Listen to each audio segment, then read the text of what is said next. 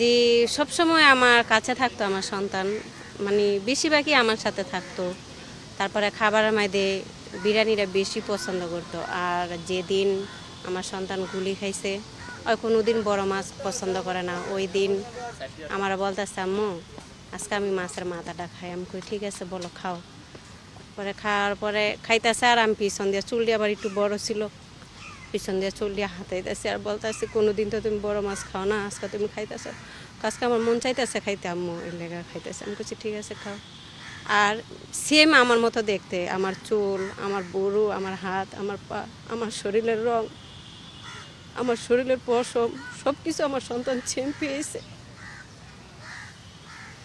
আর আমার এই সন্তান যে সময় জন্ম হয় আমি কোনো কিছুই বুঝি না, অবুঝ যে আমি সন্তানটা যত্ন করব, বড় কোনো কিছু করব আমি বেশিরভাগই করতে পারি, কারণ আমি বুঝি না, আমিই ছোট, এর মাঝে আমার সন্তান হয়েছে।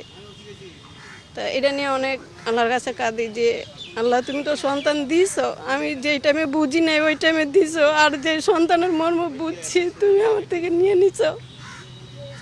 এই জিনিসটা ভাবলে অনেক খারাপ লাগে। আমি এক শহীদের বাবা। এই জুলাই আন্দোলনে আমার ছেলেও শহীদ হয়েছে এর জন্যই আমি এই ছেলের কি জিনিসটা এখানে আনা হয়েছে এটা দেখার জন্য আমি আসছি। দেখার জন্য কালকা চেষ্টা করছি, পাই নাই, আজকে ঢুকার পরে আজকে সব জায়গায় উপরে নিচে সব জায়গায় খুঁজে আমার ছেলের কোনো স্মৃতি এখনো পাইনি।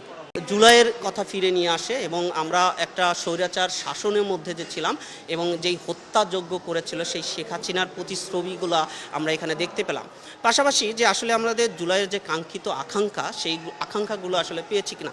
আমাদের জুলাইয়ের বিভিন্ন আকাঙ্ক্ষা ছিল, তার মধ্যে একটা গণতন্ত্র ফিরে আসা, সেই গণতন্ত্র কিন্তু আমরা পেয়েছি। আমরা মত প্রকাশের স্বাধীনতা পেয়েছি। এখন আমরা বিভিন্ন সরকারের কর্মকাণ্ডের সমালোচনা করতে পারছি, ফেসবুক অফলাইনে বিভিন্নভাবে সরকারের সমালোচনা করতে। এর জন্য কিন্তু আমাদেরকে গুম হতে হচ্ছে না। পাশাপাশি আমরা গণতন্ত্রের যে একটা ভোটের অধিকার, আমাদের যে অধিকার, আমরা দুজনই প্রথমবারের মতো ভোট দিতে পেরেছি, সেই অধিকার আমরা ফেরত পেয়েছি। আর স্বৈরাচার যেই শেখ হাসিনা ছিল সে তো বিতাড়িত হয়েছে। তার যখনই সে বক্তব্য দেয় তখন আমরা এই যে বাংলাদেশে যেই গণতান্ত্রিক রাজনৈতিক দলগুলো আছে সকলে যেভাবে একত্রিত হয়ে তাকে মোকাবেলা করে বা প্রতিহত করতে চায়, সেটাই আসলে আমাদের জুলাইয়ের প্রকৃত আকাঙ্ক্ষা আমরা কিছুটা হলেও ধারণ করতে পেরেছি।